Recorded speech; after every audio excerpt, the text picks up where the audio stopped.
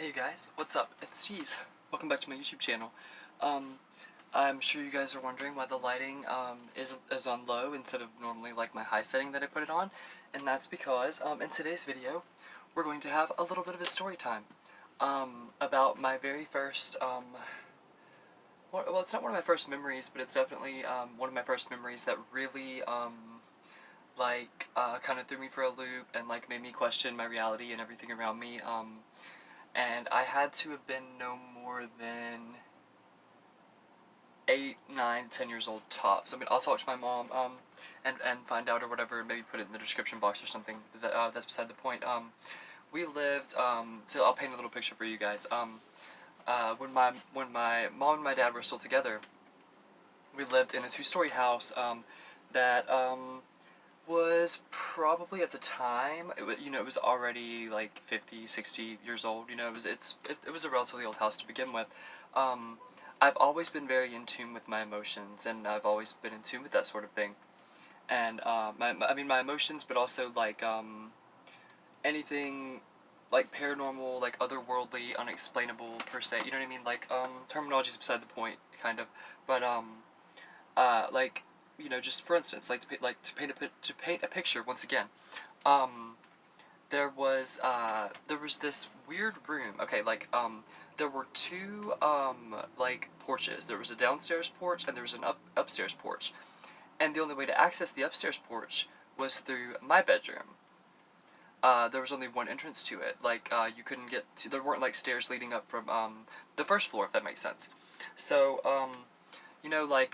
we never really did much investigating. We'd probably lived there for a good, I don't know, maybe a couple months. I got the room. It wasn't the master bedroom. Well, because 2 of the bathrooms had bathrooms. They were en suite, so I got like the second master bedroom, I guess you could say. And plus, I think my sister was just born, so she didn't even have a bedroom yet. It's been a long time, you guys. Like I said, I was like 8 or 9 years old tops. So there was this creepy, like the downstairs porch wasn't enclosed. The upstairs porch, it was like a whole balcony of the front part of the house. It was probably 2,800 square feet. Just once again, like to give you guys a visual. And there was this weird door, and it was like this door that was like to where my knees are to like how I'm standing up, you know what I mean? Like, it was really close to the ground. It was like yay big, you know what I mean? Yay wide. And so whenever we first moved in and stuff, I think my dad kind of like got a flashlight in there and stuff, and like dusted some cobwebs away and stuff like that, and was just kind of like, there's some, it looks like there's some old books and newspapers and stuff, but I mean, it's nothing that we need to worry about or clean about. There's no electrical issues, whatever, everything, all that kind of stuff's fine, So that was whenever we first moved in. So fast forward 2-3 months or so since we had lived at the house in Orangeville, Texas, right across the street from my my grandparents on my dad's side. I forgot to mention that, but yeah. So me being like 8, 9 years old, I'm like super curious, and like I want to like see what's in there for myself. Like I had no fear at 8 years old, and honestly to this day, like I'm not scared of that many things, other than like death and like losing my loved ones and like my pets and stuff, which are some of my loved ones. Those are really my only fears. And that sounds conceited and weird, but that's not what this story time's about. I was just super ballsy for an 8-year-old, is what I was trying to say. And so I go in there, and it's hard to say like how many square feet it is, but I was like 8 years old and a super small 8-year-old little boy, and I didn't have to crawl around. I could stand up on my knees. My head was this close from the ceiling, in the little crawl space, I guess you could say, like next to my bedroom, in the walls of my bedroom. Yeah, actually that's what it is. As a kid, and so I'm just looking around. I got my flashlight and stuff, and I'm pretty sure my dad was at work, and my mom was nursing my sister or taking care of my little sister. I'm not sure, but I had some downtime and stuff, so I could just explore, and I just love stuff like that, and I've always been in tune with weird stuff, and had seen like apparitions and crazy shit like that before, on numerous occasions, long before I was like 8 or 9 years old. But so I opened the I just hit my foot on the toilet because I'm a classy bitch. But no, so I go in there with the flashlight, like I said, I'm on my knees and stuff, just kind of like scooting around, and it's a pretty big space. I mean, it's not small. Like it's like in a one-bedroom apartment that's like, pretty small. Like it's like 400 square feet. It was probably like the size of like the bedroom in that apartment. To be honest with you, except it was this tall. You can't see how tall it was, but you catch my drift. I think you do. I think you guys do. But I just can't believe I haven't told the story yet. I'm so excited to tell it, and I'm sorry if I seem flustered or scatterbrained, but I'm going to get to the point. I promise you, it's creepy.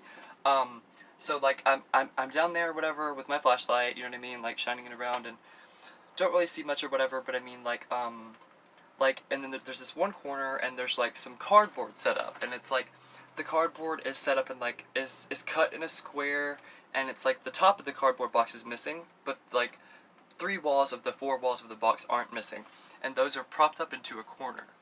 Well, they're not. So it's just they're in a corner, and so like I'm thinking, what's behind there? You know what I mean? So like instead of just like shining the flashlight back there, which either it doesn't matter how I did it, but instead of just shining the flashlight back there, I just pulled the cardboard box away from the corner of the little crawl space in like my attic slash whatever it is, next to my bedroom as a kid, and there are like 17, 25 maybe, like tea light candles, like 5 or 6 of those like big long ones that like have the Virgin Mary and Jesus and like biblical like stuff on them, if that, you know what I mean. And actually I think I'm gonna turn up this lighting just a little bit because it's still creepy. Okay, there we go. I think that's a little bit better. Okay, that sets the tone a little bit more. There we go. I'll just get a little bit closer. No, it actually is creepy. I don't really have to set a tone. It's just a lot of fun whenever you're creating videos to set a tone sometimes, quote unquote.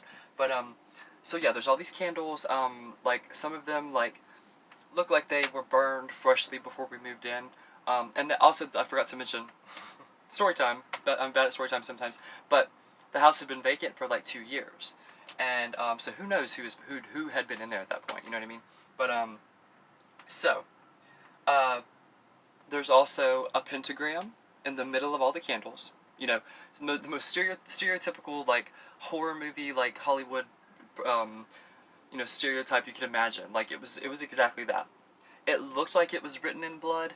As an 8 or 9 year old little boy, could have been paint. I don't know, but like there were 666 like inscribed next to that, and what just looked like Sharpie or something, or charcoal. I'm not really sure, but so like I waited until I decided to explore the lot next door to our 2-story house or whatever in Orangefield, Texas, across from my grandparents. It was just adjacent to our property, but I mean it was a completely dilapidated structure, and it had, I mean, who knows? It probably, I mean, I'm guessing like a good 20, 30 years that house had been back there. Nobody has even messed with it, and like my mom and my dad forbade, I think it's forbade, yeah, forbade myself and my brother and my sister. Well, my sister was way too young, but my brother and I to explore it and stuff. And like of course, like my brother and I explored it like on the regular, but the first time that like I ever even knew that there was a house next door is like one day the sun was coming through, like some rays kind of came through the tree line just enough, like adjacent to our property, to see that there's like a dilapidated, like decrepit, like falling apart house there. So like I said, I was very adventurous. I was super ballsy. Like I didn't care. I knew what the 666 stuff and the pentagram stuff like represented. Like as a small child, it just didn't scare me. It really just made me more curious. Like that's the thing about like conspiracies and paranormal stuff. Like I'm just so curious and I want to find out the reason behind it. Not necessarily like it just doesn't scare me. Is my point. But so the first time I go to explore it, there's an entire good 2 or 3 walls of the house missing. So you can just walk right in. Surprisingly, like even though like it's just completely open to all kinds of weather, and there's there's some mold and stuff in some areas, but like the one thing that was like in immaculate and perfect condition was okay, like I think my lighting is dying. Is it? I don't know. I like this look though. I like it a lot. I don't care. It doesn't matter. It's the content and me being inspired to tell the story and make content for you guys that matters. But the one thing that like wasn't completely dilapidated, completely decrepit, and completely jacked up was this like, imagine the creepiest like piano that you could ever imagine, like a wooden just like piano. Like the brand was completely worn off, I think, but I mean it was really really intact, seeing as it was in part of the dilapidated house adjacent to our two-story house. It was just it was in, yeah, it was in such good shape I couldn't believe it. But obviously, like, I'm 8 years old, and, like, I love music and everything like that, so I'm like, I still can't play the piano to this day, but I wanted to just see if it worked, you know what I mean?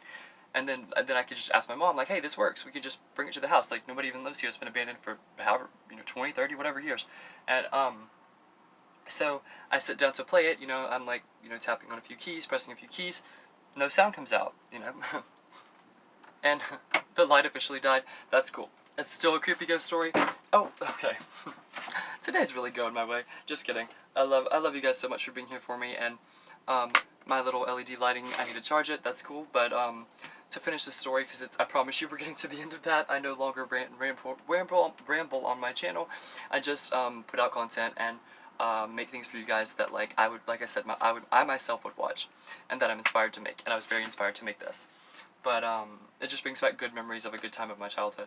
But even though it's creepy and that sounds like so morbid and like so jacked up, that's actually the case. Like, it was really a fun time for me. Like, it was never scary. Like, okay, the only part that was scary is like the first, the second, the third, and the fourth time that the piano just like started playing by itself. Like while I was just like hanging out there, like with my best friend Cassie, who was a girl at the time, and she also heard it and stuff. I told my mom on more than one occasion. She was always super supportive. Not of the fact that I was like playing in like a dilapidated house and I could get injured and stuff like that. But she was like very supportive, and she was like, "Of course I believe you." You know what I mean? Like she's also very intuitive, super intelligent, and we're totally cut from the same cloth. I mean, I am my mother's son, and not just like your stereotypical like, oh yeah, because you're gay, like yeah, like all gay sons love their moms. No, it's like really though, we're the same person, we're best friends, we have the same sense of humor, and she wasn't scared by it either, and mom, I'm sure you'll see this because you're probably my biggest fan, and I'm your biggest fan, and I love you so much. And I cannot wait to do your freaking makeup, so I can't wait for you to feel better. No, I mean, I told my mom, I think after like the third or fourth time that the piano just started playing by itself, and it's just like, I wish that I like wasn't somewhat tone deaf and I knew how to like, I knew like what keys were playing and stuff like that and what notes they were, but I don't know that, even though I have music notes actually tattooed like, yeah, on my arm, whatever. But I mean, it was just like this, it was this melody of like a very, very like, it was like a deep register or whatever, I don't know what key that is, but it was like, dum dum dum, dum dum dum, dum dum dum dum dum dum dum dum, and it would like increase speed, and then it would be like,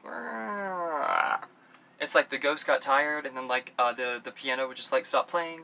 I don't know. Comment down below. Let me know if you've also had paranormal, supernatural, unexplainable events happen in your childhood or adulthood or any time in your life whatsoever. I'm really curious about these. This really isn't like a conspiracy theory video or anything. For me, it actually happened, and it's not a conspiracy. It's a fact story, I guess you could say. But it's really just a story time about like the first time that like I knew that there was like something going on with parallel dimensions and time shifts and glitches and things like that, and the first time I ever got a taste of like what the simulation theory really could be, you know what I mean, and like how much like we really are the masters of our own destiny and our own universe, and how much sometimes willing things to be really can happen. Because I think like looking back and in retrospect, and hindsight is always 2020. I really think that like I manifested that piano to play because I wanted it to so badly, and I was a depressed kid. I mean, that was a really good time in my childhood, but I was a really depressed kid. I was. Like, I was bipolar, and, like, I had scoliosis and Marfan syndrome, and Sjogren's disease, and a plethora of other things. I'm not going to bore you guys with the details, but, I mean, I just had a lot going on, and we just didn't know at the time because I was too young to diagnose, and it was just a whole thing. But, yeah, my mom was super supportive. I probably heard the piano. I instinctively want to say player piano because that's what like my friend Cassie and I called it, because it was basically a freaking player piano. Like we'd go out there, and within, I mean, if you we play out there sometimes for like 20, 30, 45 minutes to an hour, but at some point, I mean, the bitch would play. I mean, sometimes it would be a matter of seconds, sometimes fractions of seconds, and sometimes 10 minutes. I mean, it was insane, and it's like the keys weren't moving. You know what I mean? It wasn't like that cliche, like that out of me. They weren't like actually moving. Um, but I mean, it's just something that I can't believe I haven't like told yet on my channel, because I've talked about conspiracy theories before, seeing apparitions like UFO experiences, Mandela effects, a lot about the simulation theory, time glitches and warps, etc. Like parallel realities. But I cannot believe that I have not told my first ever like paranormal like ghost story like story time until just now. But I'm so glad that I did it. I just decided to throw in a little bit of makeup today. I'm just wearing a little bit of gloss and a little bit of pink lipstick, and I might have gotten a new pink highlighter. You guys be the judge of that one. I don't know, but I hope you guys enjoyed the story time / ghost story, and I love you guys so much. And until next time, stay classy, stay sassy, and stay quiet if you do ASMR. Hey ASMR, I love you guys so freaking much. I don't know why you put up with me.